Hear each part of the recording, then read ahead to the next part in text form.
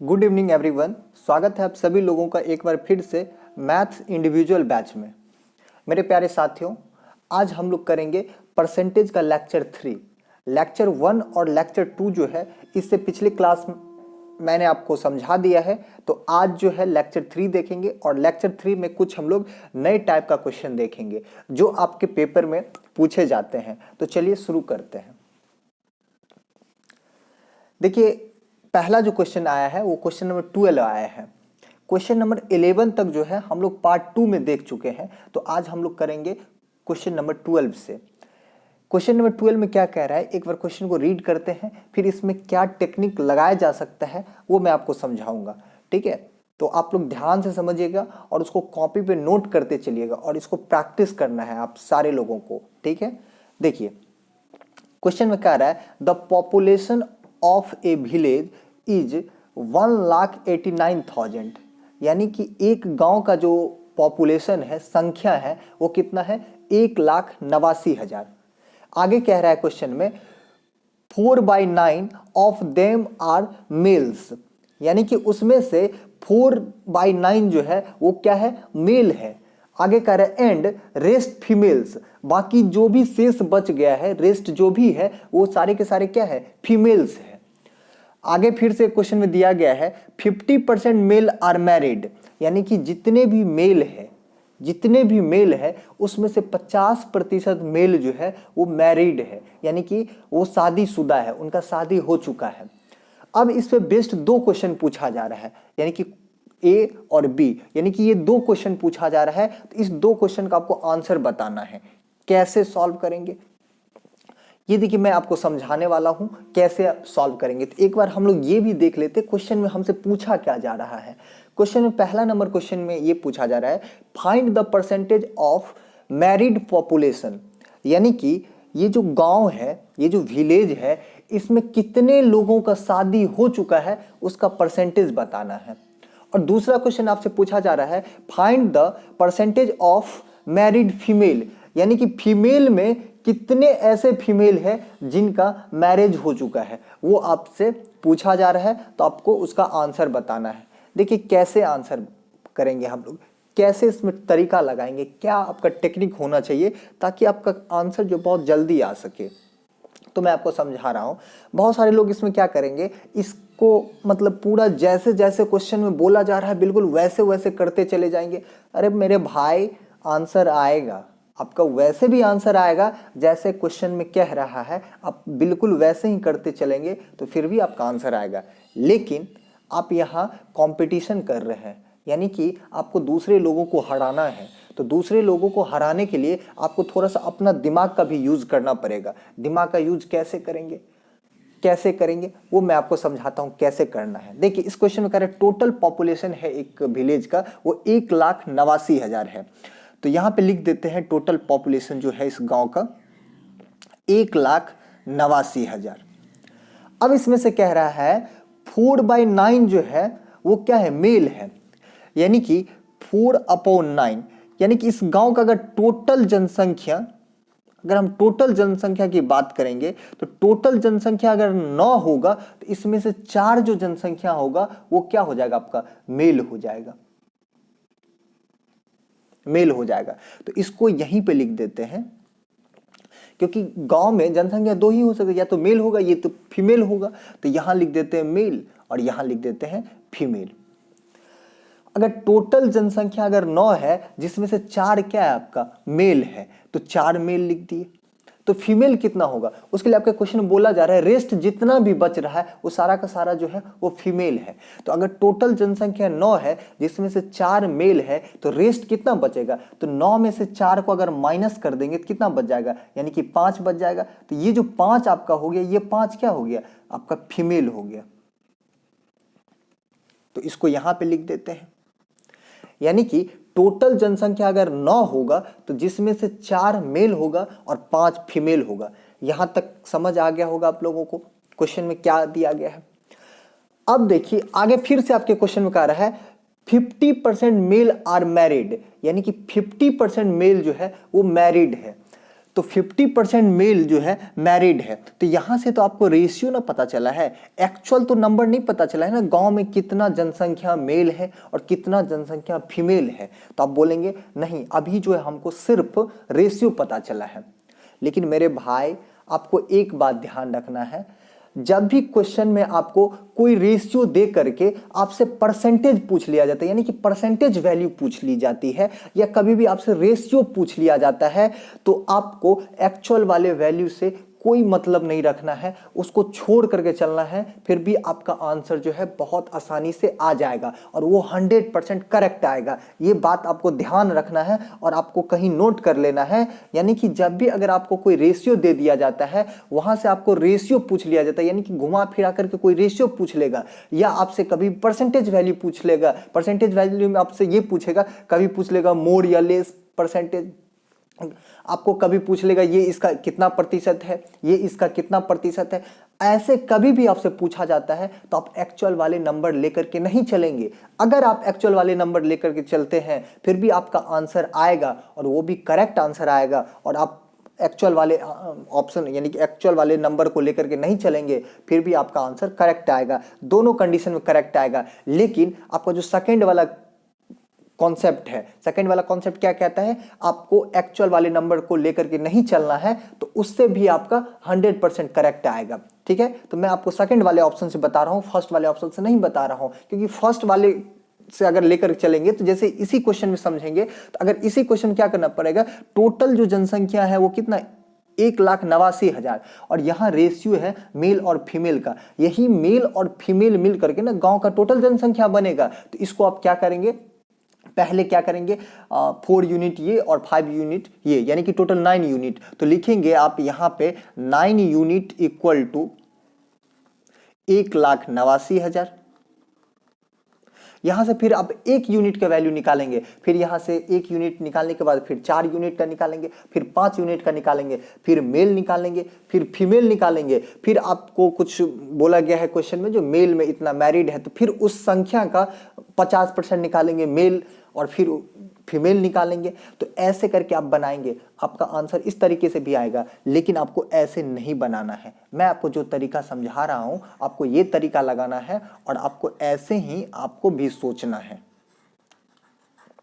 देखिए करना क्या है, क्या सोचना है, ये अब आपको समझना है। आपके क्वेश्चन में ये कह रहा है जो 50% मेल जो है वो मैरिड है। तो देखिए अगर हम इस रेशियो को अगर हम इसमें बांटेंगे तो फिर भी तो मेरा जो भी हिस्सा पड़ेगा मेल में उतना ही आएगा, और फीमेल का जो भी हिस्सा होगा वो भी उतना ही आएगा। चेंज होगा? नहीं चेंज होगा। क्यों नहीं चेंज होगा? क्योंकि इसका रेशियो तो यही है ना, रेशियो में कोई परिवर्तन नहीं हुआ है, तो इसका एक्चुअल वाले वैल्यू में भी कोई परिवर्तन नहीं होगा। ये बातों को आपको समझना है। तो ये बात अगर आप समझ गए तो आपको ये याद रखना है, अगर रेशियो में कोई परिवर्तन नहीं हुआ है तो हम लोग क्या करेंगे, इसको इसी तरीके से रखेंगे और यहीं से डायरेक्ट निकालेंगे। डायरेक्ट क्या करेंगे, क्योंकि हम अगर 4 यूनिट का वैल्यू निकालेंगे तो फिर उसका 50% करेंगे, तो क्यों नहीं हम डायरेक्ट 4 का ही 50% कर देते हैं। तो करेक्ट मेल जो है वो 50% मैरिड है। तो अगर हम ये मानते हैं इस गांव में अगर टोटल जनसंख्या अगर 9 होगा, टोटल जनसंख्या 9 होगा, जिसमें से 4 मेल है और 5 फीमेल है, कारण मेल में से 50% जो है वो क्या है, मैरिड है। तो यहां पे लिख देते हैं मैरिड वाला। तो 50% मेल जो है मैरिड है। तो अगर टोटल इसमें 4 मेल है, इसमें से 4 में से 50% क्या है आपका मैरिड है। तो 4 का 50% क्या हो गया, यानी कि उसका आधा। यानी कि अगर 4 जनसंख्या होगा तो उसमें से 2 जनसंख्या ऐसा होगा जिसका शादी हो चुका होगा, जिनका शादी हो गया है। तो 4 में से 2 का क्या है, शादी हो गया है। अब आपसे क्वेश्चन में ये पूछा जा रहा है find the percentage of married population. अब देखिए यहां से एक बात आकर के फिर से फंस जाता है। वो बात क्या फंस जाता है, तो आपसे पूछा जा रहा है टोटल जो है यानी कि कितना प्रतिशत का शादी हो चुका है। देखिए इस गांव में टोटल पॉपुलेशन ये है, और इस गांव में टोटल 2 ही प्रकार के लोग हैं, या तो मेल है या तो फीमेल है, मेल है या तो फीमेल है। इस 4 मेल में से 2 मेल का शादी हो चुका है। इस 2 मेल का शादी किसके साथ होगा, फीमेल की ही साथ शादी होगा ना, कि किसी और के साथ शादी होगा। ये कॉमन सी बात है, ये बात आपको समझना पड़ेगा। अगर इस गांव में मेल और फीमेल ही सिर्फ है और इस मेल फीमेल में से 2 मेल का शादी हो चुका है, तो मेल का शादी किससे होगा? फीमेल से ही होगा कि किसी और से हो जाएगा? तब बोलेंगे नहीं, किसी और से नहीं हो सकता है, सिर्फ वो मेल से ही शादी कर सकता है। यानी कि सॉरी, मेल जो है वो सिर्फ फीमेल से ही शादी करेगा, मेल फीमेल से करेगा और फीमेल मेल से शादी करेगा। तो अगर 4 मेल है, 4 मेल में से 2 मेल शादी कर लिया है, तो ये किसे शादी करेगा? यानी कि फीमेल से शादी करेगा। और 2 मेल शादी किया है तो 2 फीमेल ही ना शादी करेगी, और बाकी तो रेस्ट वैसे ही रह जाएगी, वो कुमारी रह जाएगी, यानी कि उसका शादी नहीं होगा। तो इस 5 फीमेल में से 2 फीमेल ऐसा है जिसका शादी हो चुका है। किसके साथ? तो इस 2 मेल के साथ। ये बात आपको समझना है। ये थोड़ा सा क्वेश्चन में आपको नहीं दिया गया, ये आपको अपने दिमाग से सोचना पड़ेगा, तब जाकर के आपको आंसर आ पाएगा। तो पहला वाला क्वेश्चन कह रहा है यानी कि मैरिड पॉपुलेशन का परसेंटेज बताना है। अब हम लोग यहां से बता सकते हैं मैरिड पॉपुलेशन कितना होगा। मैरिड पॉपुलेशन तो देखिए 2 यहां शादी हो चुका है और 2 यहां शादी हो चुका है, तो टोटल गांव में शादी कितने लोगों का हुआ है? तो 4 लोगों का शादी हुआ है। इस गांव का टोटल पॉपुलेशन कितना है? तो आप बोलेंगे 9। तो 9 लोगों में से 4 लोगों का शादी हो चुका है और आपसे परसेंटेज पूछा जा रहा है, तो परसेंटेज के लिए क्या करते हैं? 100 से मल्टीपल कर देते हैं। तो 100 से मल्टीपल कर दीजिए, यही इसका आंसर हो गया, यानी कि ए नंबर का। तो देखिए यहां से आप क्या इसको सॉल्व करने के लिए जाएंगे? नहीं, बिल्कुल सॉल्व नहीं करना है। तो फिर कैसे निकालेंगे? तो मैं आपको समझा चुका था पहले ही क्लास में कैसे हम लोग करते। देखिए आपको पता है 1/9 जो है वो कितना होता है? 11:1/9 परसेंटेज। तो आपसे पूछा जा रहा है 4/9 यानी कि इसका 4 गुना, तो आपको डायरेक्ट कर देना है इसका 4 गुना, यानी कि 11 का 4 गुना कितना हो गया? 44 हो गया। और 1 का 4 गुना कितना हो गया? यानी कि 4 हो गया और नीचे क्या आ गया? 9 आ गया। यही इसका आंसर हो गया, यानी कि ए नंबर क्वेश्चन का। अब इसमें से एक क्वेश्चन और है, क्वेश्चन नंबर बी।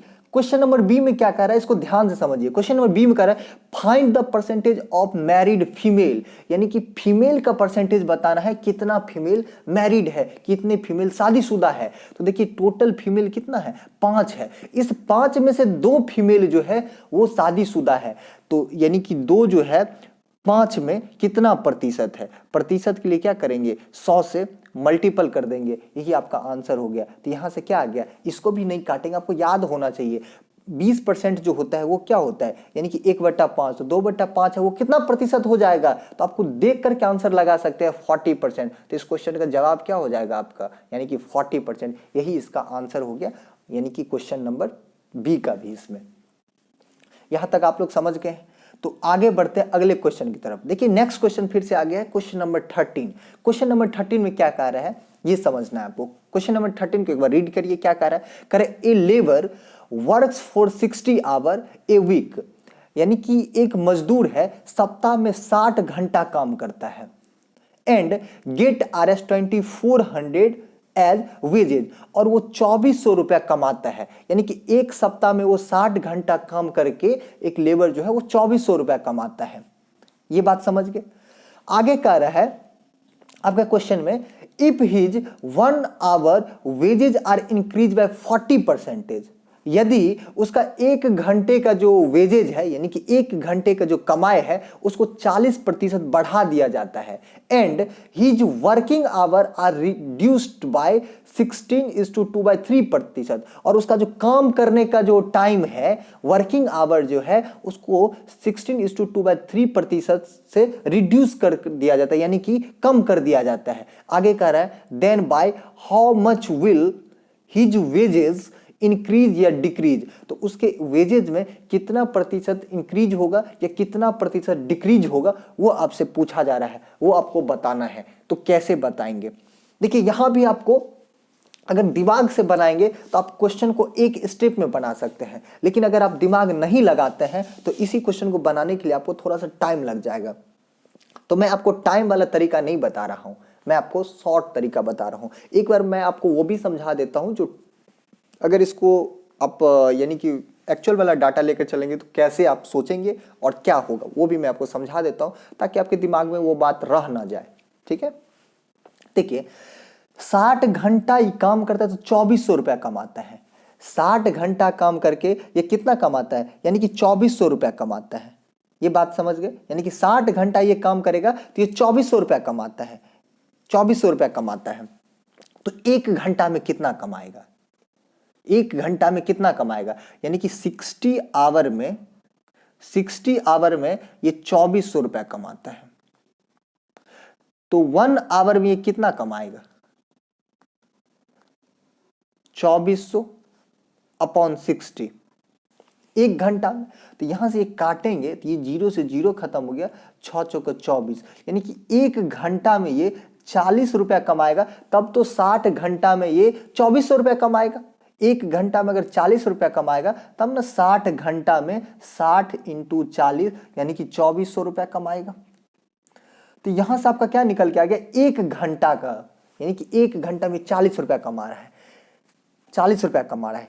ये बात समझ गया। अब कह रहा है इसका जो वेजेज है, वेजेज मतलब इसका जो कमाई है, इसका जो मजदूरी है, वो क्या होता है? 40% वृद्धि हो जाता है प्रति घंटा। प्रति घंटा 40 रुपया वृद्धि हो प्रति घंटा 40% वृद्धि हो जाता है। पहले जो है ये कितना कमाता था? पहले जो ये कितना कमाता था? यहां देखिए मैं लिख देता हूं वेजेज, यानी कि इनिशियल में पहले जो है ये 40 रुपया कमाता था पर आवर, पर घंटा 40 रुपया कमाता था। लेकिन अब क्या करता है? इसका जो वेजेज है यानी कि इसका जो कमाई है वो 40% से इंक्रीज हो जाता है। तो पहले 40 रुपया कमाता था, अब 40% इंक्रीज हो जाता है। तो 40 का 40% कितना होगा ये आपको निकालना पड़ेगा, क्योंकि 40% ही इंक्रीज हो रहा है। तो 40 का 40%, तो 40 का 40% कैसे निकालेंगे? तो क्या इसको बेसिक से निकालेंगे? नहीं, आपको पता है 10% जो होता है वो क्या होता है? 1/10। तो अगर इसका 10% निकालेंगे तो क्या हो गया? 40 का 1/10 करेंगे यानी 4 निकल के आ गया। तो 10% जो है वो किसके बराबर हो गया? 4 के बराबर हो गया। तो आपको चाहिए 40%, तो 40% क्या हो जाएगा? 4 का 4 गुना, 4 का 4 गुना, तो 4 का 4 गुना कितना हो गया? 16 हो गया। यानी कि इसका 40% जो है वो क्या हुआ? यानी कि 16 रुपया जो है इंक्रीज हो जाता है। पहले से 16 रुपया इंक्रीज हो जाता है। तो पहले इसको 40 रुपया मिलता था, लेकिन अब इसका 40% इंक्रीज होने की वजह से अब इसको पैसा कितना मिलेगा? तो 40 पहले मिलता था, अब 16 रुपया ज्यादा मिलेगा। तो 16 रुपया ज्यादा मिलेगा तो इसको मिलेगा कितना? तो 56 रुपया मिलेगा, क्योंकि 40 में 16 को ऐड कर देंगे। 16 को ऐड कर दिया तो कितना हो गया? 56 हो गया। तो अब जो इसको पैसा मिल रहा है पर आवर का वो मिल रहा है 56 रुपीज। ये बात क्लियर हुआ? आगे कह रहा है, आगे आपके क्वेश्चन कर, and his working hour are reduce by 16:2/3%, और उसका जो काम करने का टाइम है उसको क्या करता है? घटा दिया जाता है पहले से। तो 16:2/3% का फ्रैक्शन वैल्यू क्या होता है? ये आपको पता है कितना होता है? 1/6। यानी कि पहले अगर ये 6 घंटा, मान के इसको घंटा ही हम लोग मान लेते हैं, अगर ये 6 घंटा पहले काम कर रहा था, यहां लिख देते हैं वर्किंग आवर, WS से समझ जाइएगा वर्किंग आवर। अगर पहले ये 6 घंटा काम करता होगा तो अब क्या करता है? 6 का 16:2/3% जो है अब कम कर देता है। तो 6 का 16:2/3% क्या हो जाएगा? 1 हो जाएगा। यानी कि अब जो है इसका 1 का कमी हो जाता है। तो 1 का कमी हो जाएगा तो ये अब जो है कितना घंटा काम करेगा? तो आप बोलेंगे 5 घंटा काम करेगा, 5 घंटा काम करेगा। तो पहले देखिए 40 रुपया मिलता था 1 घंटा का, तो ये 6 घंटा काम करता था। तो इसको 6 घंटा काम करने का पैसा कितना मिलेगा? तो इसको मल्टीपल कर लीजिए, 6 चौका 24 यानी कि 240। लेकिन अब क्या हुआ? इसका पैसा बढ़ गया है, और पैसा बढ़ने की वजह से इसको काम कितना करना पड़ रहा है? यानी कि 5 घंटा काम करना पड़ता है। काम करने का टाइम घटा दिया है। तो घटा दिया है तो देख लीजिए 1 घंटा में अगर इसको 56 मिलता है तो 5 घंटा में कितना मिलेगा? तो 56 को 5 से मल्टीपल कर लेंगे तो 28 गुना कितना होता है? यानी कि 56 होता है। तो ये 28 हो गया, और एक इस पे 0 डाल देंगे। तो देखिए पहले इसको 240 रुपया कमाता था, लेकिन अब क्या हुआ है? ये जो है 280 रुपया कमाता है। तो पहले कम कमाता था। कह रहा है वेजेज में क्या इंक्रीज होगा या डिक्रीज हो जाएगा? वेजेज मतलब क्या होगा? कमाए। पहले जो कमाता था और अब जो कमाता है उसमें कितना का बढ़ोतरी हुआ या कितना का कमी हुआ, वो आपसे पूछा जा रहा है, तो आपको बताना है। तो अब यहां तक अगर निकाल लिए हैं तो अब आंसर तक भी आप पहुंच सकते हैं। कैसे पहुंचेंगे? देखिए पहले 240 रुपया कमाता था, अब 280 रुपया कमा रहा है। यानी कि इसका जो वेजेज है, इसका जो कमाई है वो बढ़ गया है। कितना से बढ़ गया है? तो 40 से बढ़ गया है। यानी कि 40 जो है वो इंक्रीज हो गया है। किस पे इंक्रीज हुआ है? यानी कि 240 पे इंक्रीज हुआ है, तो 240। और परसेंटेज के लिए क्या करते हैं? 100 से मल्टीपल कर देते हैं, तो 100 से मल्टीपल कर दिए तो ये क्या निकल के आ गया? आपका आंसर निकल के आ गया। तो ये बात आप समझ गए होंगे सब लोग, यहां तक कोई दिक्कत नहीं होगा आपको समझने में। तो इसको अगर काटेंगे तो कितना टाइम्स कट जाएगा? यानी कि 40 को 6 से काटेंगे तो 6 को 24, यानी कि 1/6 हुआ। और 1/6 कितना होता है? 16:2/3 परसेंटेज। तो इसका आंसर क्या हो जाएगा? 16:2/3%। लेकिन आपको ऐसा नहीं करना है, इतना आपको एग्जाम में नहीं करना है। ये सारे के सारे हो गए क्वेश्चन के साथ आपको चलना। आपको क्वेश्चन के साथ नहीं चलना है, आपको क्या करना है? कुछ ऐसा तरीका लगाना है ताकि आपका जो आंसर है ना वो जल्दी आ जाए, आपको इतना करने की जरूरत ना पड़े। तो फिर कैसे आएगा मैं आपको समझाता हूं, उस बातों को समझिएगा। इसमें क्वेश्चन में ये कह रहा है इसका जो है यानी कि वेजेज है वो 40% इंक्रीज हो जाता है। इसका वेजेज क्या होता है? 40% इंक्रीज हो जाता है। तो डायरेक्ट हम लोग लिखते हैं वेजेज, यानी कि 40% को आप क्या लिखेंगे? 2/5।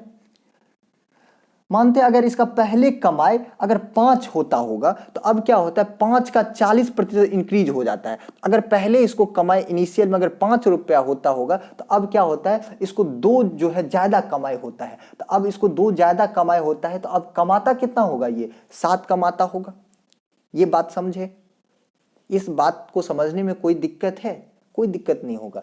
पहले अगर वो 5 रुपए कमाता होगा, अब क्या करता है? 5 का 40%, 5 का 40% क्या हो गया? 2 हो गया, यानी कि 2 रुपए अब ज्यादा कमाता है। तो 2 रुपए अगर ज्यादा कमाएगा तो ये कमाएगा कितना? तो आप बोलेंगे 7 कमाएगा।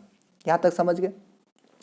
अब आगे क्वेश्चन दिया गया है वर्किंग आवर के बारे में। कह रहा है इसका जो वर्किंग आवर है, काम करने की जो टाइम है, उसको घटा दिया जाता है। कितना से घटा दिया जाता है? 16:2/3% से घटा दिया जाता है। तो 16:2/3% क्या कहलाएगा? यानी कि 1/6 कहलाएगा। यानी कि पहले अगर ये 6 घंटा काम करता होगा तो अब क्या करता है? इस 6 का 16:2/3% कितना होगा? यानी कि 1 हो जाएगा। यानी कि अब क्या करता है? एक का कमी हो जाता है। यानी कि पहले अगर ये 6 घंटा काम करता होगा तो अब क्या करेगा? ये 5 घंटा काम करेगा। पहले अगर 6 घंटा काम कर रहा था, अब ये 5 घंटा काम करेगा। ये बात समझ गए? तो इसके वेजेज के बारे में पूछ रहा है, वेजेज के बारे में। तो वेजेज देखिए, अगर पहले इसको 5 रुपया मिल रहा था तब ये 6 घंटा काम करता था, तो इसको पैसा कितना मिलेगा? 1 घंटा में अगर 5 रुपया मिलता है तो 6 घंटा में कितना मिलेगा इसको पैसा? तो आप बोलेंगे 30 रुपया। तो इसका कमाई जो है इनिशियल में इसका इनकम कितना था? 30 रुपया था। लेकिन अब पैसा बढ़ने की वजह से इसको पैसा कितना मिलता है? 7 रुपया मिलता है। तो 7 रुपया मिलता है, लेकिन अब जो है ये 5 घंटा काम करता है। तो 1 घंटा में अगर इसको 7 रुपया मिलता है तो 5 घंटा में इसको कितना मिलेगा? तो 7×5 = 35 रुपया मिलेगा। देखिए पहले इसको 30 रुपया मिल रहा था, अब इसको 35 रुपया मिल रहा है। तो इसका मतलब 5 रुपया जो है पहले से ज्यादा मिल रहा है। 5 रुपया जो है पहले से ज्यादा मिल रहा है। और आपसे यही क्वेश्चन में पूछा जा रहा है कितना जो है इसका वेजेज कमाई जो है ज्यादा या कम हुआ है। कितना कमाई जो इसका ज्यादा या कम हुआ, परसेंटेज बताना है। तो 5 का जो है इसका इंक्रीमेंट हुआ है। किस पे इंक्रीमेंट हुआ है? तो 30 पे इंक्रीमेंट हुआ है। और परसेंटेज के लिए क्या करेंगे? 100 से मल्टीपल करते हैं। तो 100 से मल्टीपल कर दीजिए, यही इसका आंसर हो गया। तो इसको काटेंगे, कितना टाइम्स कट गया? यानी कि 6 टाइम्स। और 1/6 कितना होता है? 16:2/3%। तो इसका आंसर क्या हो गया? 16:2/3%। यही इसका आंसर हो गया। और एक स्टेप में ऐसे में आपका आंसर आ जाएगा। तो ये बात समझ गए होंगे आप सारे लोग। अगर ये समझ गए तो आगे बढ़ते हैं नेक्स्ट क्वेश्चन की तरफ। देखिए नेक्स्ट क्वेश्चन फिर से सेम टाइप का है, सेम टाइप का है। तो इस क्वेश्चन को अब तो आप लोग बना लेंगे, इसको कोई दिक्कत नहीं होगा बनाने में। तो इसको मैं लिख देता हूं, बाकी बनाना आपको खुद है। इसमें क्या कह रहा है? Wages of a labour are increased by 12:1/2%। यानी कि लेबर का जो वेजेज है, कमाई है, ये क्या होता है? 12.5% इंक्रीज हो जाता है। तो 12.5% इंक्रीज का मतलब क्या हो गया? यानी कि 1/8। यानी कि पहले इसका कमाई अगर 8 रुपया था तो अब इसका कमाई 1 बढ़ जाता है। तो पहले अगर ये 8 रुपया कमा रहा था तो अब इसका कमाई कितना हो गया? यानी कि 9 रुपया हो गया। ये बात क्लियर हुआ? यहां तक समझने में कोई दिक्कत है? अगर ये समझ गए तो फिर आगे बढ़ते हैं। कर and his working hour are decrease by 8%। और इसका जो वर्किंग आवर है, इसका जो वर्किंग आवर है वो 8% से डिक्रीज हो जाता है। तो 8% कैसे निकाले? 4% आपको पता है 1/25 होता है, तो 8% क्या हो जाएगा? इसका 2 गुना, तो क्या लिखेंगे? 2/25। यानी कि पहले अगर ये 25 घंटा काम करता होगा तो अब क्या करेगा? ये 2 घंटा कम काम करेगा, तो ये कितना घंटा काम करेगा? यानी कि 23 घंटा काम करेगा। तो यहां से आप नहीं निकाल सकते इसका वेजेज। इसका वेजेज क्या होगा वो नहीं निकाल सकते यहां से, तो बिल्कुल निकाल सकते हैं। तो 25 अठे कितना होता है? यानी कि 200, और 23 नमक कितना होता है? यानी कि 207। तो पहले ये 200 रुपए कमा रहा था, तो अब ये क्या कमाएगा? कितना कमा रहा है? यानी कि 207 रुपए कमा रहा है। तो अब आपसे जो पूछा जा रहा है वो नहीं बता सकता है। His present wages per hour, यानी कि इसका प्रेजेंट वेजेज पर आवर है, तो यहाँ पे आपको क्या करना पड़ेगा? डाटा को यूज करना पड़ेगा। यानी कि 1200 जो है, 1200 जो है इसका वो क्या है? 1200 रुपया 50 घंटा में कमाता है एक वीक में। तो यहां से आपका प्रेजेंट वेजेज पर आवर का पूछ रहा है, तो अब यहां से आप निकाल सकते हैं, इसकी मदद से निकाल सकते हैं। तो इस क्वेश्चन को आप छोड़ देते हैं, ये क्वेश्चन को अब आप लोग को बनाना है, क्योंकि मैं आपको इस तरीका का अभी जस्ट समझाया हूं, और थोड़ा सा तो आपको दिमाग यूज करना है, तो थोड़ा दिमाग यूज करेंगे, और नहीं बनेगा तो फिर मैं समझा दूंगा, आप लोग बता दीजिएगा, मैं समझा दूंगा। ठीक है, चलिए अगले क्वेश्चन की तरफ बढ़ते हैं। देखिए हम नेक्स्ट क्वेश्चन जो है फिर से आपके स्क्रीन पे आ गया, ये है एक नया तरीका। तो कैसे बनाना है इन क्वेश्चन को? इस क्वेश्चन को एक बार पढ़िए क्या कह रहा है, और इस टाइप का क्वेश्चन जो है आपके पेपर में बनता है, तो इसको जानना जरूरी है। क्या कह रहा है? A man multiply A number by 4/7 instead of 3/5, find the percentage change in his revenue. यानी कि एक आदमी जो है एक संख्या को 3/5 के बजाय 7/4 से गुना कर दिया। इंस्टीड का मतलब क्या होता है? के बजाय। इंस्टीड मतलब होता है के जगह। इंस्टीड मतलब क्या होता है? के जगह, यानी कि उसके जगह पे दूसरे नंबर से मल्टीपल हो गया। यानी कि एक संख्या है जिसको मल्टीपल करना था किससे? एक संख्या था उसको मल्टीपल करना था किससे? मल्टीपल करना था 3/5 से, यानी कि 3/5 से मल्टीपल करना था, लेकिन वो गलती से क्या किया है? 7/4 से मल्टीपल कर दिया है। वो भूल जाता होगा, पता नहीं वो ऐसा ही कुछ होगा, उसको याद नहीं रहा, उसको मल्टीपल करना था 3/5 से, लेकिन वो गलती ये कर दिया, वो 7/4 से मल्टीपल कर दिया। यानी कि थोड़ा जल्दी धरफड़ी में रहता होगा, तो मतलब उससे गलती हो जाता होगा, तो वो मिस्टेक हो गया। तो कह रहा है find the percentage change his revenue. तो इसके रेवेन्यू में कितना का प्रतिशत चेंज होगा वो बताना है। तो देखिए यहां पे आपको नंबर नहीं पता है, कौन ऐसा नंबर है जिसको मल्टीपल करना था, वो नंबर आपको नहीं पता है, तो वो नंबर कैसे निकालेंगे ये आपको समझना है। तो वो वाला जो नंबर निकालना है, यानी कि जिस नंबर को इन संख्या से मल्टीपल करना है, वो नंबर अगर आपको चाहिए तो वो नंबर कैसे निकालेंगे? वो नंबर के लिए आप क्या ध्यान रखना है? यानी कि इसका जो डिनोमिनेटर है, दोनों का जो डिनोमिनेटर है, उस डिनोमिनेटर का एलसीएम ले लेंगे। उस डिनोमिनेटर का एलसीएम ले लेंगे, वही वो नंबर कहलाएगा। इस दोनों का एलसीएम लेंगे तो 5 और 4 का एलसीएम लेंगे तो क्या हो जाएगा? तो आप कहेंगे 20। यानी कि एक नंबर आपका 20 था, एक नंबर आपका 20 था, इसी 20 को आपको 3/5 से मल्टीपल करना था, लेकिन आप गलती से 7/4 से मल्टीपल कर दिए। तो कह रहा है आपका प्रतिशत चेंज क्या होगा उसके रेवेन्यू में, वो आपको बताना है।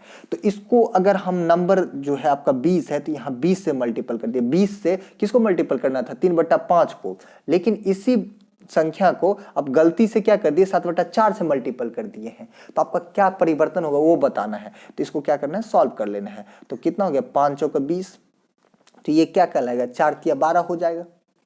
और ये कितना हो गया?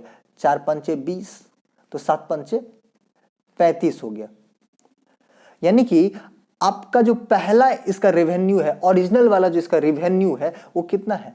12 है। ओरिजिनल वाला जो इसका रेवेन्यू है, कमाई है, वो कितना है? 12 है। लेकिन जब ये गलती से 7/4 से मल्टीपल कर देता है, तब इसका रेवेन्यू क्या होता है? ज्यादा हो जाता है, इंक्रीज हो जाता है। कितना का इंक्रीज हो जाता है? तो यानी कि इस दोनों का डिफरेंस देखना पड़ेगा, कितना का इंक्रीज होता है देखना पड़ेगा। लेकिन अब जो डिफरेंस यानी कि बढ़ करके हो जाता है, वो कितना हो जाता है? 35 हो जाता है।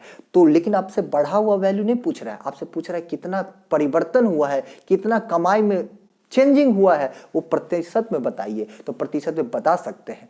तो पहले इसका 12 था, अब 35 हो गया, तो कितना का परिवर्तन हुआ है? तो आप बोलेंगे 23 का परिवर्तन हुआ है।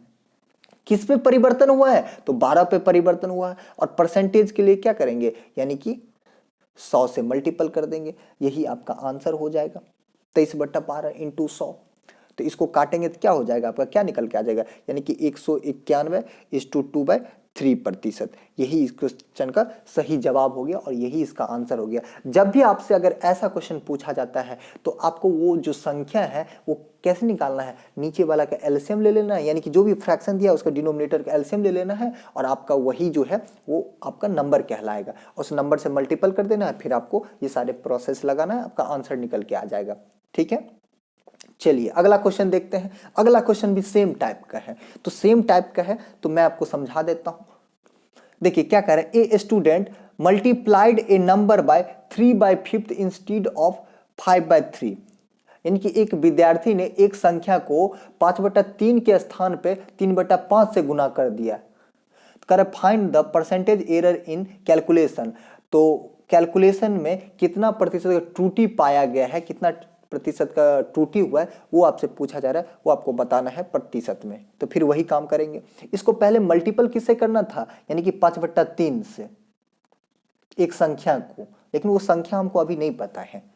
लेकिन ये गलती से क्या करता है, किसे मल्टीपल कर देता है, यानी कि 3/5 से मल्टीपल कर देता है। तो पहले तो वो संख्या निकाल लेते हैं। वो संख्या कैसे निकालेंगे, इसका डिनोमिनेटर का एलसीएम ले लेंगे। तो 3 और 5 का एलसीएम कितना हो गया, 15 हो गया। तो 15 से यहां भी मल्टीपल कर दीजिए और 15 से यहां भी मल्टीपल कर दीजिए। तो इसका अगर हम लोग इनिशियल का रेवेन्यू देखेंगे, यानी कि इनिशियल का जो इसका नंबर देखेंगे, तो क्या आ जाएगा, तो 3 पंचे 15, 25, यानी कि इसका इनिशियल का आ गया 25। लेकिन जब ये गलती से 3/5 से मल्टीपल कर दिया तो इसका रेवेन्यू क्या आ गया, तो 5 तिया 15, 3 तिया 9।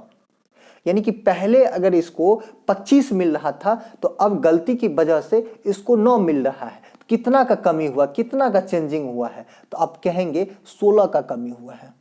16 ना 25, तो 16 का कमी किस पे हुआ है, तो आप बोलेंगे 25 पे। और परसेंटेज के लिए क्या करेंगे, 100 से मल्टीपल कर देंगे। तो 100 से मल्टीपल कर दीजिए, तो कितना हो गया, 25 चौका 100, 16 चौका 64, यानी कि 64% का जो है कमी हुआ है। कितना प्रतिशत कमी हुआ है, 64% का डिक्रीमेंट हुआ है, यानी कि डिक्रीज हुआ है 64% का। तो इस क्वेश्चन का सही जवाब क्या हो जाएगा, 64%। यही इसका आंसर हो गया और यही इसका जवाब हो गया। ठीक है, चलिए आगे बढ़ते हैं अगले क्वेश्चन की तरफ। देखिए अगला क्वेश्चन फिर से आपके स्क्रीन पे आ गया है, एक नए टाइप का क्वेश्चन, और ये भी आपके पेपर में बहुत पूछा जाता है। यानी कि एक क्वेश्चन यहां से आपका पूछा जाता है, जब भी पूछा जाता है तो एक क्वेश्चन आपसे इस टाइप का पूछा जाता है। जब आप बैंक का तैयारी कर रहे होंगे या एसएससी की तैयारी कर रहे हैं या किसी भी एग्जाम का तैयारी कर रहे हैं, तो आप देखिएगा प्रीवियस ईयर उठा करके आपको इस टाइप का क्वेश्चन पूछा जाता है। आप मॉक लगाते होंगे तो आपको वहां भी मिलेगा, एक क्वेश्चन आपको इस टाइप का क्वेश्चन मिलता है। तो इसको समझना है कैसे आप इसको फटाफट बना सकते हैं, यानी देख करके आप बना देंगे। इसमें ज़्यादा दिमाग भी नहीं लगाना होता है, ये सब बहुत इजी होता है, बस आपको तरीका पता होना चाहिए। ठीक है, देखिए मैं आपको तरीका समझा रहा हूं। इसमें क्या कर रहा है, इफ द नंबर कर रहा है if the numerator of a fraction B increase bye 20%, यानी कि किसी भिन्न के अंश में 20% की वृद्धि की जाए, and its denominator is decrease by 5%, और उसके जो डिनोमिनेटर है उसमें क्या कर दिया जाता है, 5% की कमी कर दी जाती है। तो द फ्रैक्शन बिकम्स 5/2, तो वो जो फ्रैक्शन है वो 5/2 बन जाता है। तो कह रहा है फाइंड द ओरिजिनल फ्रैक्शन, तो ओरिजिनल फ्रैक्शन क्या है वो बताना है। तो देखिए इसको बेसिक तरीका से बनाएंगे, तो बेसिक तरीका से कैसे बनाएंगे और शॉर्टकट से कैसे बनाएंगे, तो आपको जो यूज करना है वो तरीका जो मैं सेकंड वाला बताने वाला हूं वो आपको यूज करना है हमेशा। लेकिन मैं आपको थोड़ा सा इसका बेसिक बता दूं, तो बेसिक में भी इसका 2-3 तरीका है। अब 2-3 तरीके से जा सकते हैं, आप जैसे सोच सकते हैं वैसे आप जा सकते हैं, लेकिन मैं आपको उसमें भी बेस्ट वाला तरीका समझाता हूं। आप उससे भी जा सकते हैं, वो भी बहुत ज्यादा डिफिकल्ट नहीं है, वो भी आसानी होता है, लेकिन मैं आपको समझा देता हूं दोनों। देखिए कह रहा है इसका जो फ्रैक्शन है, फ्रैक्शन में जो इसका न्यूमरेटर है उसको 20% इंक्रीज कर दिया जाता है, 20% इंक्रीज कर दिया जाता है। तो हमको फ्रैक्शन नहीं पता है, तो मान लेते हैं फ्रैक्शन है इसका a/b, यानी कि एक फ्रैक्शन है a/b। फ्रैक्शन कब बनेगा? जब उसमें न्यूमरेटर होगा और उसमें डिनोमिनेटर होगा, तभी तो फ्रैक्शन कहलाएगा। तो इसका न्यूमरेटर हो गया a और डिनोमिनेटर हो गया b, तो ये एक फ्रैक्शन बन गया। अब कह रहा है इसका न्यूमरेटर में जो है और 20% इंक्रीज हो जाता है। तो अगर ये इसका न्यूमरेटर है तो इसमें 20% इंक्रीज हो जाता है। तो 20% इंक्रीज होने के बाद कोई भी चीज अपने आप में क्या होता है? 100% होता है।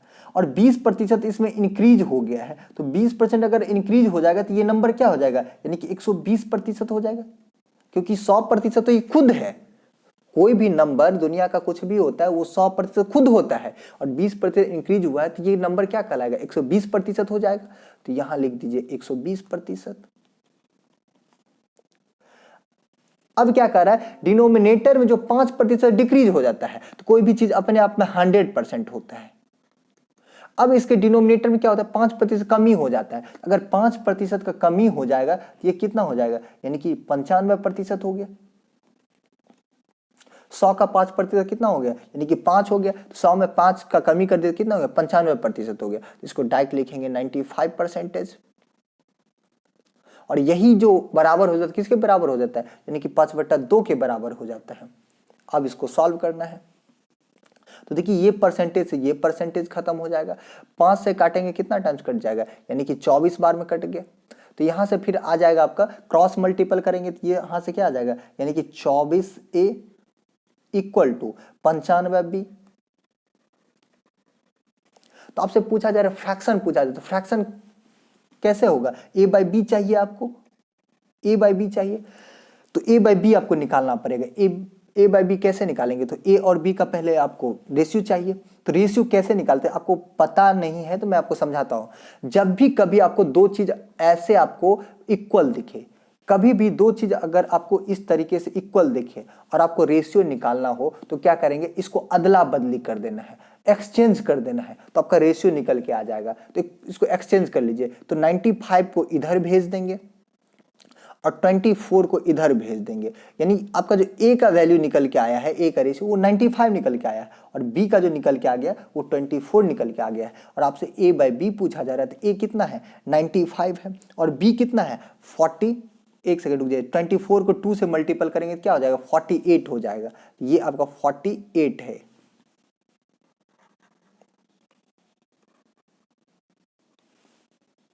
क्योंकि क्रॉस मल्टीपल करेंगे, तो क्रॉस मल्टीपल करेंगे क्या हो जाएगा? 48। तो ये हो गया 48। तो यहाँ पे क्या आ जाएगा आपका?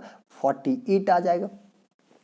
अब आपसे पूछा जा रहा है a बाई बी पूछा जा रहा है, तो a कितना आया है आपको? 95, और b कितना आया है आपका? 48। तो इसका आंसर क्या हो गया? 95/48। यही इस क्वेश्चन का जवाब हो गया। लेकिन ये एक तरीका हो गया, ये एक तरीका हो गया। दूसरा तरीका क्या है जिसमें आपको इतना ना करना पड़े, ये सारी चीज आपको चेंज ना करना पड़े, आपका डायरेक्ट आंसर आ जाए? वो तरीका क्या है? वो तरीका समझिए। दूसरा तरीका आपका ये है, जब भी अगर आपको ऐसा क्वेश्चन पूछा जाएगा तो आपको पता है कोई भी चीज अपने आप में 100% होता है। अगर 100% होता है तो इसका न्यूमरेटर भी 100% होगा और डिनोमिनेटर भी 100% होगा। तो डायरेक्ट क्वेश्चन में जो बोलेगा ना वही कर दीजिएगा। अगर कह रहा है न्यूमरेटर में इंक्रीज हो रहा है तो 100% में इंक्रीज कर देना है, अगर कह रहा है डिक्रीज हो रहा है तो 100% में डिक्रीज कर देना है, डायरेक्ट करके इक्वल कर देना है। तो देखिए कह रहा है इसका न्यूमरेटर जो है उसमें 20% इंक्रीज हो जाता है। क्या होता है? 20% इंक्रीज हो जाता है। तो आपको दिमाग में सोचना है 100% खुद था और 20% बढ़ गया है, तो इसका न्यूमरेटर कितना हो गया? 120% हो गया, यानी कि 120 हो गया। आपको ये लिखना है। फिर कह रहे डिनोमिनेटर 5% कमी हो जाता है, तो आपको दिमाग में तुरंत आना चाहिए 100% खुद होगा तो 5% कमी होगा, तो 5% कमी होगा तो कितना हो गया? यानी कि 95%।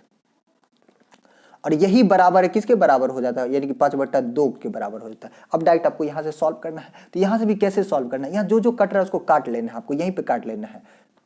तो इसको काट लीजिए। तो 24 पंचे 120। अब यहां से आपको डायरेक्ट क्या करना है? आपको एग्जाम में बस इतना ही काम करना है, इससे ज्यादा नहीं करना है। अब इतना काम करना है, और यहां से आंसर कैसे आएगा? तो आपको ध्यान रखना है यहां पे आपको a बाई बी चाहिए। तो a बाई बी कैसे निकालेंगे? तो सबसे पहले जो a का वैल्यू आएगा आपको वो ये वाला आएगा, आपको याद रखना है। ऐसे नहीं कर लीजिएगा, a का वैल्यू आपका ये वाला आएगा, ये वाला, ये बात आपको याद रखना है। अब जब भी क्वेश्चन सॉल्व करेंगे तो आपको ये करना है, यानी कि यहाँ जो क्रॉस मल्टीपल करेंगे, यहाँ नीचे वाला ऐसे, ये आपका ए का वैल्यू आएगा और ये बी का वैल्यू आएगा। तो आपको पेपर में जब भी सॉल्व करना है तो आपको ए वाला ये आएगा और बी वाला ये आएगा, तो आपको डायरेक्ट यही लिखना है। तो ये कितना हो गया, यानी कि 95 और ये कितना हो गया 24 दूना 48, यही आपका आंसर हो गया और यही आपका जवाब हो गया। ठीक है, तो आपको इसी तरीके से करना है, एक स्टेप में बना करके निकल जाना है। अब देखिए सेकंड क्वेश्चन आ गया फिर से आपके स्क्रीन पर और सेम टाइप का क्वेश्चन है, सेम टाइप का है। मैंने दो क्वेश्चन लिया है, तीन क्वेश्चन लिया है आपको, ताकि आपको कंफ्यूजन ना रहे। फिर से आपको ये चीज पढ़ने के लिए फिर से ना ऐसा हो जो मतलब एक बार पढ़ लिए पूरा और हमको मतलब फिर भी डाउट रह ही गए हैं। तो इसी के लिए मैंने दो क्वेश्चन ले लिया है ताकि आपका डाउट क्लियर हो जाए, आपको डाउट बचे ही नहीं। ठीक है, अब देखिए इस क्वेश्चन को मैं डायरेक्ट सेकंड तरीके से बनाऊंगा और डायरेक्ट आंसर बताऊंगा। क्या कह रहा है, if the number of a fraction B, sorry कर if the numerator of a fraction B increase by 15%, यानी कि न्यूमरेटर में जो है 15% इंक्रीज कर दिया जाता है तो 100% खुद होगा और 15% इंक्रीज हो जाएगा तो कितना हो जाएगा 115% हो गया। फिर कह रहा है इसका डिनोमिनेटर जो है कह रहा है and its denominator be diminished by 8%। Diminished का मतलब क्या होता है, कमी होता है, उसके जो डिनोमिनेटर है उसमें 8% का कमी कर दिया जाता है। तो अगर 100% खुद होगा तो 8% कमी हो जाएगा, कितना हो जाएगा यानी कि 92%। यही बराबर हो जाता है, किसके बराबर हो जाता है, यानी कि 15/16 के बराबर हो जाता है। अब इसको सॉल्व कर लेना है, तो ये परसेंटेज से परसेंटेज खत्म हो जाएगा, 5 से कट जाएगा, 5 से कटेगा कितना टाइम्स कट जाएगा, यानी कि 5 से काटेंगे तो 5 या 15 हो गया और 5 से काटेंगे तो 23 पंचे 115 हो गया। फिर देखिए 23 चौका कितना होता है 92 होता है और ये 4 से ये 4 कट जाएगा, 4 से 4 कट गया। अब यहां से आपको a बाय बी चाहिए, a बाय बी कैसे निकालेंगे आपको समझाएं। a यानी कि ये वाला जो आएगा, ये वाला लाइन, ये वाला लाइन, ये आपका a कहलाएगा। यहां पे हम लिख देते हैं, यानी कि यहां पे लिख देते हैं, तो ये वाला आपका a हो जाएगा और ये वाला आपका b हो जाएगा। तो इसको अगर मल्टीपल करेंगे तो क्या आएगा, यानी कि यहाँ तो कट चुका है, कुछ नहीं बचा है, तो 1 बचा है। 1 को जब 3 से मल्टीपल करेंगे तो क्या आ जाएगा आपका 3 हो जाएगा और यहाँ 4 है और इधर सारा कुछ कट चुका है तो 1 बचा है। तो 4 को जब 1 से मल्टीपल करेंगे तो क्या हो जाएगा 4 हो जाएगा। तो इस क्वेश्चन का जवाब क्या हो गया आपका 3/4 और यही इसका आंसर हो गया। तो कितने जल्दी आप कर सकते हैं, यही सारे आपको ट्रिक और टेक्निक पता होना चाहिए, ये सारे कॉन्सेप्ट पता होना चाहिए। अब देखिए फिर से आपके स्क्रीन पे आ गया है कुछ नए टाइप का क्वेश्चन। नए टाइप का क्वेश्चन क्या है, ये भी आपके पेपर में पूछा जाता है। आप एसएससी का पेपर उठा के देखें या आप बैंक में भी पूछ देता है इस टाइप का, तो ये भी आपके एग्जाम में ही पूछा जाता है। तो इसको भी जानना जरूरी है, कैसे बनाना है, कैसे इसको डायरेक्ट बनाएंगे हम लोग, क्या करेंगे। इन सारे क्वेश्चन को तो आपको पेन उठाना ही नहीं है, देखे स्क्रीन पर देखे और आंसर बता दिए, लेकिन कैसे बताएंगे, कैसे बनाएंगे, पहले इसके लिए कॉन्सेप्ट मैं आपको समझा देता हूं। क्यों हम लोग ऐसा करेंगे, क्यों देख करके आंसर लगा देंगे, ऐसा क्या होता है इसमें, ऐसा क्या लॉजिक है, वो पहले समझना है। तो सबसे पहले इसका कॉन्सेप्ट समझाते हैं हम आपको, इसका कॉन्सेप्ट क्या है। इसका कॉन्सेप्ट क्या है वो समझिए। मान के चलिए आपका इनकम 100 रुपया है, आप 20% टैक्स भरते हैं। अगर आपका इनकम 100 रुपया है और आप 20% टैक्स भरते हैं तो 100 का 20% क्या हो गया 20 रुपया हो गया। अगर 100 रुपया आप कमा रहे हैं, 20% टैक्स भर रहे हैं, तो 100 का 20% कितना हो गया 20 हो गया। तो आप 20 रुपया टैक्स भरेंगे। तो अगर 100 रुपया कमाए और 20 रुपया टैक्स भर दिए तो आप अपने घर कितना रुपया लेकर के जाएंगे, तो आप बोलेंगे 80 रुपया, क्योंकि अगर 20 रुपया टैक्स दे दिए तो जो रुपया बचेगा वही तो आप घर लेकर के जाएंगे, उसी को तो हम लोग नेट इनकम बोलते हैं। तो नेट इनकम आपका क्या हुआ, नेट इनकम आपका क्या कहलाएगा, यानी कि 80 रुपया कहलाएगा। 100 रुपये कमाते थे, 20 रुपया टैक्स दे दिए, तो आपके पास कितना रुपया बचा 80 रुपया, और जो रुपया बचेगा वही तो आप घर लेकर के जाएंगे। तो 80 रुपया आपके पास बचा है, वो घर लेकर के चले गए। ये बात समझ गए। अब क्या होता है, आप 100 रुपया ही कमाते हैं, आपकी कमाई में कोई परिवर्तन नहीं होता है, पैसा उतना ही कमाते हैं। लेकिन अब क्या होता है, जो आपका टैक्स बढ़ा दिया जाता है, आपका जो इनकम टैक्स है वो सरकार बढ़ा देती है। तो अगर टैक्स बढ़ा देती है तो अब टैक्स 20% से 25% कर देती है। पहले 20% टैक्स ले रही थी, अब 25% लेती है। अगर 25% टैक्स लेगी तो 100 रुपये आप कमाते हैं तो 25% आप टैक्स देंगे, तो 100 का 25% कितना होगा, तो आप बोलेंगे 25 हो जाएगा। तो पहले आप 20 रुपया टैक्स दे रहे थे, लेकिन अब 25 रुपया टैक्स देते हैं। तो अगर 25 रुपया टैक्स दे दिए हैं तो अब के पास कितना रुपया बचेगा जो आप घर ले जाएंगे। तो आप बोलेंगे 100 रुपया कमा रहे थे, 25 रुपया हमने टैक्स भर दिया है, तो मेरे पास 75 रुपया बचा है। तो 75 रुपया जो बचा है यही तो पैसा आप घर लेकर के जाएंगे। तो आप बोलेंगे बिल्कुल, जो पैसा बचेगा वही घर लेकर के जाएंगे। तो यहां से आपको एक बात समझना है, वो बात क्या समझना है ये देखिए। देखिए, मेरा इनकम पहले जितना था अभी भी इनकम उतना ही है, लेकिन पहले टैक्स हम लोग 20 रुपया दे रहे थे, लेकिन अब टैक्स क्या किए हम लोग 25 रुपया दे रहे हैं। तो टैक्स में देखिए कितना का इंक्रीज हुआ है। तो टैक्स पहले 20 रुपया दे रहे थे, अब टैक्स क्या हो गया 25 दे रहे हैं, यानी कि टैक्स में 5 का वृद्धि हुआ है, 5 का वृद्धि हुआ है, 5 का इंक्रीमेंट हुआ है। तो एक चीज देखिए, पहले हम लोग नेट इनकम 80 रुपया था, यानी कि घर जो है हम लोग 80 रुपया लेकर के जा रहे थे, लेकिन अब क्या होता है जब मेरा टैक्स इंक्रीज हो गया तो घर अब हम कम पैसा लेकर के जा रहे हैं। पहले 80 रुपया लेकर के जाते थे, अब 75 रुपया लेकर के जा रहे हैं। इसका मतलब 5 रुपया हम लोग कम लेकर के जाते हैं, 5 रुपया हम लोग कम लेकर के जाते हैं। ये 5 रुपया क्यों कम लेकर के जा रहे हैं, तो टैक्स जो इंक्रीज हुआ है इसी की वजह से हम लोग 5 रुपया घर कम लेकर के जाते हैं। तो यहां से देखिए, जितना रुपया आप टैक्स में इंक्रीज किए हैं उतना ही रुपया आप नेट इनकम में डिक्रीज करते हैं। ये कॉन्सेप्ट आपको समझना है और यही बात आपको समझना है। और ये बात अगर आप समझ गए तो लाइफ में कभी भी क्वेश्चन आपसे गलती नहीं होने वाला है। और यहां जो है आप पूरा का पूरा नंबर लेकर के आएंगे, 100% आपको नंबर आएगा, कोई नहीं रोक सकता है आपको 100% लाने से। ये बात को आपको समझना है, ये समझिए।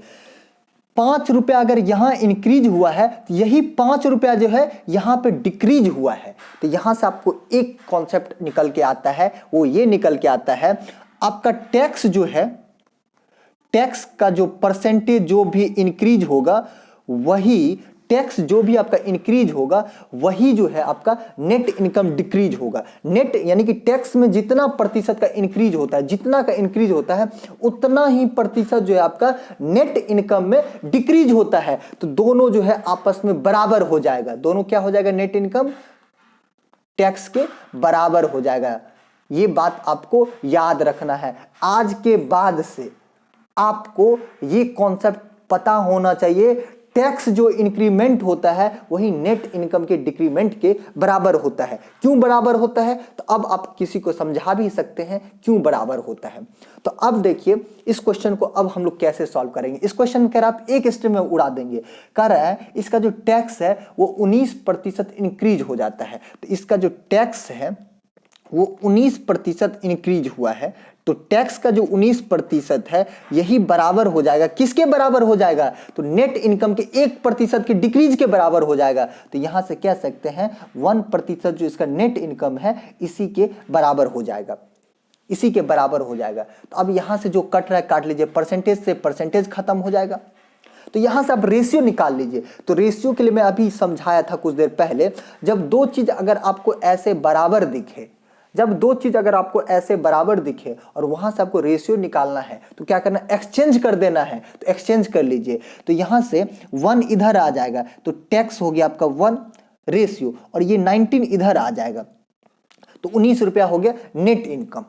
यानी कि 1 रुपया आप टैक्स दिए और 19 रुपया आपका नेट इनकम हो गया। तो मैं आपसे पूछूं आप कितना रुपया कमा रहे हैं, तो आप क्या बोलेंगे, आपका टोटल इनकम कितना हो गया। यानी कि इनकम अगर हम आपसे पूछे तो आपका इनकम क्या है, तो आप क्या बोलेंगे, यानी कि 1 रुपया आप टैक्स दे रहे हैं और 19 रुपया आप घर लेकर के जा रहे हैं। इसका मतलब कमा कितना रहे हैं, तो आप बोलेंगे 20 रुपया कमा रहे हैं। तब तो 1 रुपया आप टैक्स भर के 19 रुपया आप घर भी लेकर के चले जाते हैं, तो आप बोलेंगे हाँ 20 रुपया हम कमा रहे हैं। तो आपसे क्या पूछा गया क्वेश्चन, ये देखिए, करे find the rate of income income tax, यानी कि इनकम टैक्स का रेट बताना है कितना प्रतिशत है। तो देखिए 20 रुपए आप कमाए हैं, उसमें से 1 रुपया आप टैक्स भर दिए हैं, तो ये 1 रुपया जो 20 का कितना प्रतिशत है, यही तो आपसे पूछा जा रहा है। तो ये नहीं निकाल सकते आप? तो बिल्कुल निकाल सकते हैं। यानी 1 रुपया आप टैक्स दिए हैं, 20 रुपया में 1 रुपया आप टैक्स भर दिए हैं, और परसेंटेज के लिए क्या करेंगे, 100 से मल्टीपल कर देंगे। यहां से ये कट जाएगा, कितना टाइम्स कट जाएगा, यानी कि 5 टाइम। तो आपका क्या निकल के आ गया, 5% रेट, यानी कि 5% जो है आप इनकम टैक्स पे किए हैं। तो यही आपका आंसर हो गया और यही आपका करेक्ट जवाब हो गया। ठीक है, तो चलिए बढ़ते हैं नेक्स्ट क्वेश्चन की तरफ। देखिए नेक्स्ट क्वेश्चन फिर से आपके स्क्रीन पे आ गया है और इस क्वेश्चन को भी समझिए, सेम टाइप है। अब इसको क्या करना है, आपको डायरेक्ट बना देना है। डायरेक्ट कैसे बनाएंगे, देखिए कह रहा है rate of income tax is increase by 23%, यानी कि इनकम टैक्स का जो रेट है वो 23% इंक्रीज होता है। तो इसको डायरेक्ट आपको लिखना क्या है, यानी कि 23% जो आपका टैक्स है ये बराबर हो जाएगा, किसके बराबर हो जाएगा, तो नेट इनकम के 2% के बराबर। तो यहां से लिख देंगे 2% नेट इनकम के बराबर हो जाएगा। तो परसेंटेज से परसेंटेज खत्म हो गया, ये परसेंटेज भी नहीं लिखेंगे अब आगे टाइम से परसेंटेज भी नहीं लिखेंगे, क्योंकि आपको पता चल गया परसेंटेज से परसेंटेज कट जाता है। तो ये क्या टाइम जरूरत है जो आपको बार बार चीज लिखने की, इसी चीज को आपको छोड़ना है। अब यही आदत आपको हटाना है।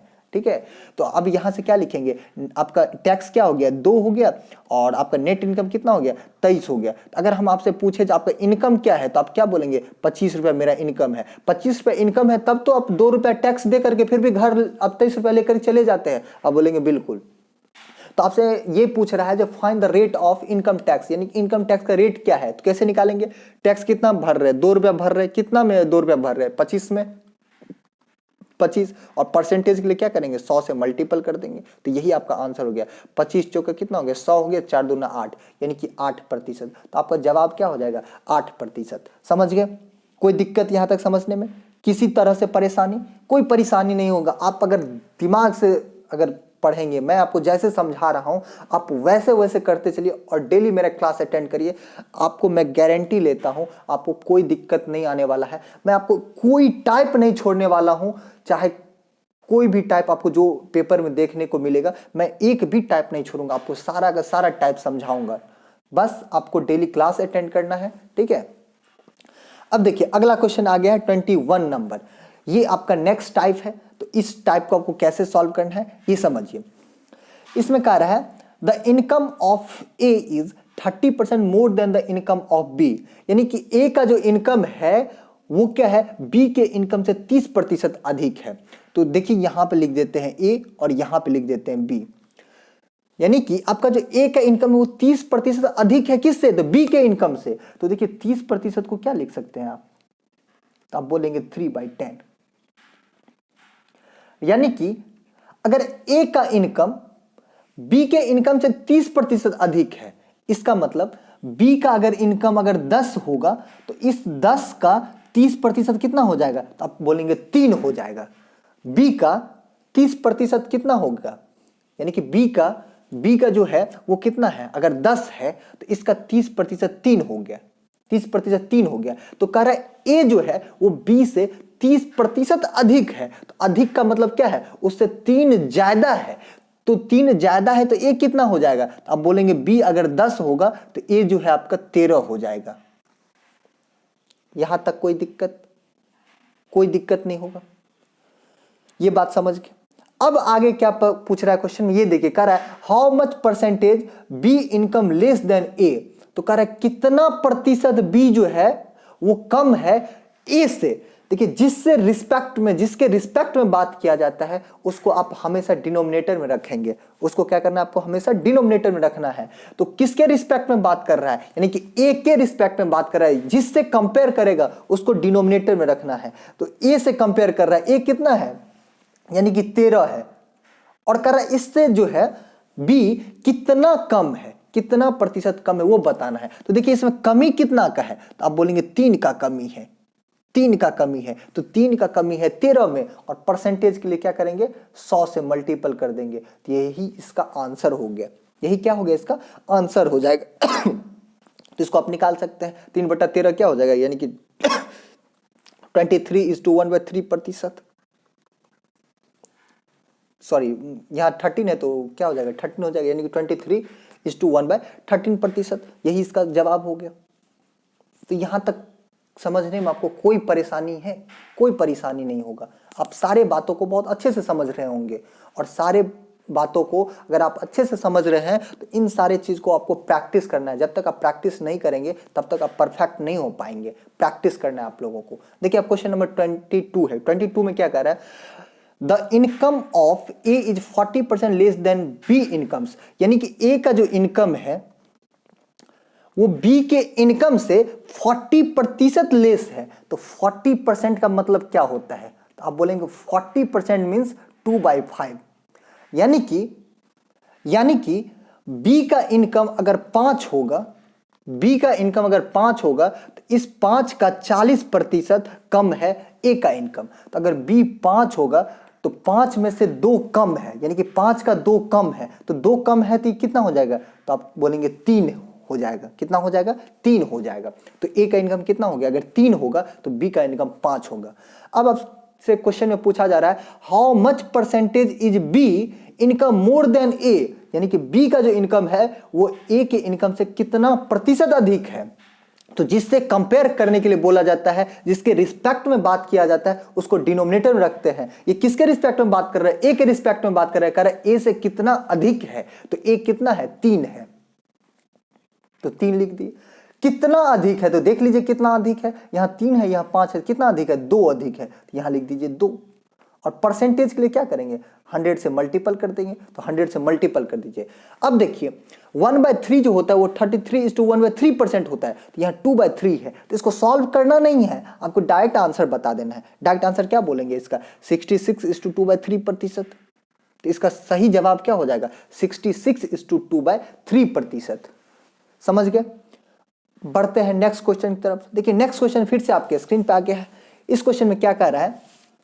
The income of A is 40% more than be income, यानी कि ए का जो इनकम है वो बी के इनकम से 40% अधिक है। तो 40% को क्या लिखेंगे आप? यानी कि 2/5। तो बी के इनकम से ना अधिक है, तो बी कितना हो जाएगा? अगर बी 5 होगा तो ए इससे 40% अधिक है, तो ए कितना हो जाएगा? 7 हो जाएगा। क्लियर यहां तक? आगे कह रहा है क्वेश्चन में B income is 20% less than C income, यानी कि बी का जो इनकम है वो 20% कम है सी के इनकम से। तो यहां लिख देते हैं बी और सी। तो 20% को आप क्या लिख सकते हैं? यानी कि 1/5। कह रहे बी का इनकम 20% कम है सी के इनकम से। अगर सी का इनकम सी होगा, यानी कि सी का इनकम अगर 5 होगा तो इस 5 का 20%, 5 का 20% कितना हो गया? 1 हो गया। यानी कि अगर सी अगर आपका 5 होगा तो बी क्या हो जाएगा? 5 में से 1 कम होगा। तो 5 का 1 कम होगा तो ये कितना हो जाएगा? यानी कि 4 हो जाएगा। 4 हो जाएगा। अब आपसे क्या पूछा जा रहा है? Find the ratio of income of A and C. A और सी का आपसे रेशियो पूछा जा रहा है। देखिए कैसे निकालेंगे। तो देखिए यहां से आप कैसे निकालेंगे, तो इसका 2-3 तरीका होता है, लेकिन इसमें जो सबसे इजी वाला तरीका है वो मैं आपको समझा रहा हूं। ठीक है, वो वाला पहले समझिए, फिर मैं आपको दूसरा भी तरीका समझाऊंगा। देखिए जब भी अगर आपको रेशियो सेम करना है, रेशियो क्यों सेम करेंगे ये बात पहले आपके दिमाग में आएगा। रेशियो हम लोग क्यों सेम करेंगे? जो लोग नए हैं उनको ये पता नहीं होगा हम लोग रेशियो क्यों सेम करते हैं। तो देखिए अगर पर्सन की बात करेंगे तो यहां बी है। अगर सेम पर्सन है, देखिए अगर सपोज करिए एक राम है, तो राम अगर मेरे घर में खाना खाने के लिए आता है तो वो 2 रोटी खाना खाता है। उसका खाना खाने की कैपेसिटी 2 रोटी है। तो क्या बगल वाले के घर में जाएगा तो वहां 10 रोटी खा लेगा? नहीं खाएगा ना, वहां भी वो 2 रोटी ही खाएगा, क्योंकि उसकी खाने की कैपेसिटी, अगर वो राम है तो उसका खाने का कैपेसिटी अगर 2 रोटी है तो वो कहीं भी जाएगा तो 2 रोटी ही खाएगा, उससे ज्यादा नहीं खा सकता है। ये बात आप समझ गए होंगे। अगर सेम पर्सन है तो उसका कैपेसिटी हर जगह सेम होना चाहिए। अगर आपको 1 घंटा में 1 पेज लिखते हैं, तो अगर आप अपने घर पे बैठ करके 1 घंटा में 1 पेज लिखते हैं, तो क्या आप बगल वाले के रूम पे जाएंगे तो 1 घंटा में 10 पेज लिख देंगे? ऐसा होगा? क्योंकि आपका अगर लिखने का जो कैपेसिटी है, जो आपका क्षमता है, उतना ही ना कर पाएंगे, उससे ज्यादा कर पाएंगे नहीं कर पाएंगे। तो इसीलिए आपको याद रखना है, जो अगर एक पर्सन की बात की जा रही है वो अलग जगह अलग अलग है, तो अलग अलग नहीं होना चाहिए, उसको हम लोग सेम कर लेंगे। सेम कर लेंगे, सेम कैसे करेंगे? तो देखिए अगर b यहाँ 5 है और यहाँ 4 है, दोनों जगह अलग अलग दिख रहा है, तो अलग अलग दिख रहा है तो आपको अलग अलग नहीं दिखना चाहिए। अलग अलग नहीं दिखना चाहिए तो क्या दिखना चाहिए? सेम दिखना चाहिए। तो मैं आपको पहले वो तरीका बता देता हूं जो ताकि आपको कंफ्यूजन ना रह जाए। तो सेम, तो ये पहले समझिए, तब जाकर हम ये वाला तरीका आपको समझाने वाले हैं। देखिए हमको अलग अलग नहीं दिखना चाहिए, अलग अलग नहीं दिखना चाहिए तो क्या करना चाहिए? दोनों को सेम दिखना चाहिए। तो सेम कैसे दिखेगा? तो सेम दिखने के लिए क्या करेंगे? दोनों का एलसीएम ले लेंगे, दोनों का एलसीएम ले लेंगे। तो दोनों का एलसीएम लेंगे तो कितना हो जाएगा? 5 चौका 20, यानी कि 20 हो गया। तो दोनों को हम 20 बना लेते हैं। तो 20 बनाने के लिए यहाँ क्या करना पड़ेगा? आपको 4 से मल्टीपल करना पड़ेगा। तो 4 से मल्टीपल करेंगे तो 5 चौका 20। लेकिन अगर यहाँ 4 से मल्टीपल करेंगे तो यहाँ भी आपको 4 से मल्टीपल करना पड़ेगा, क्योंकि रेशियो में किसी एक के साथ छेड़छाड़ करेंगे तो उसके साथ जितना भी रेशियो होगा सबके साथ आपको छेड़छाड़ करना पड़ेगा। तो अगर इसको 4 से मल्टीपल किए तो इसके साथ 7 भी है, तो 7 को भी 4 से मल्टीपल करना पड़ेगा। तो ये हो गया आपका काम कंप्लीट। अब देखिए अगर इसको 20 बनाए तो यहां भी आपको 20 चाहिए, तो 20 के लिए क्या करना पड़ेगा? यहाँ 5 से मल्टीपल करना पड़ेगा। तो अगर 5 से यहां मल्टीपल किए तो इसके साथ जो रेशियो दूसरा है वहां भी आपको 5 से मल्टीपल करना पड़ेगा। तो यहां भी 5 से मल्टीपल कर दिए, तो यहां से आगे आपको, अब देखिए दोनों जगह आपका 20 हो गया, यहां भी 20 हो गया और यहां भी 20 हो गया। तो ऐसे ही आपको भी सेम कर देना। अगर सेम पर्सन है तो उसका सेम होना चाहिए, तो सेम कर दिए। तो यहां से आपका क्या निकल के आ गया? 7 चौका 28, 5 चौका 20 और सी का निकल के आ गया 25। आपसे क्वेश्चन में क्या पूछ रहा है? Find the ratio of income A and C. A और सी का इनकम का रेशियो बताना। ए कितना है? 28 है और सी कितना आपका? 25 है। तो इसका जवाब क्या हो जाएगा? 28:25। यही आपका जवाब हो गया। तो ये हो गया आपका एक तरीका, एक तरीका। लेकिन इसमें एक तरीका और आप लगाएंगे, उससे भी आपका बहुत जल्दी आंसर आ जाएगा। बहुत जल्दी कैसे आंसर आएगा? आपको इतना नहीं सोचना पड़ेगा, आपको डायरेक्ट आंसर आ जाएगा। तो डायरेक्ट कैसे आएगा ये समझिए।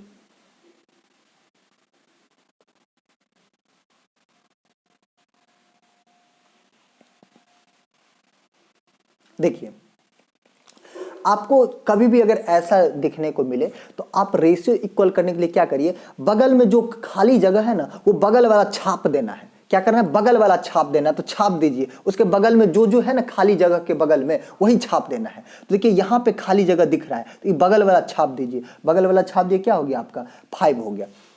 यहाँ देखिए यहाँ खाली दिख रहा है, तो इसके बगल वाला छाप देना। बगल में क्या है? 4 है, तो यहाँ 4 लिख दिए। अब क्या करना है? इसको मल्टीपल कर लीजिए। तो कितना हो गया? 7 चौका 28, 5 चौका 20, 5 25। अब देखिए यहां से आपका ए बी सी का निकल के आ गया और आपसे पूछा जा रहा है ए और सी। तो ए कितना है आपका? 28 है और सी कितना आपका? 25 है। देखिए यही ना आंसर आया था आपका इससे पहले भी, और अभी भी यही आंसर आया है। तो आपका आंसर में परिवर्तन नहीं होगा, लेकिन आपका तरीका अलग हो सकता है, लेकिन आंसर में कोई चेंजिंग नहीं आएगा। आंसर आपका बिल्कुल सेम आएगा। तो यहां तक आप लोग समझ गए होंगे, और ये था आज का लास्ट क्वेश्चन। तो यहां तक आप लोग अच्छे से समझ गए होंगे। तो अब क्या करना है? आप सारे लोगों को इन सारे क्वेश्चन का प्रैक्टिस करना है अच्छे से, और फिर मिलते हैं हम लोग नेक्स्ट क्लास में नेक्स्ट टाइप के साथ। Good night, take care.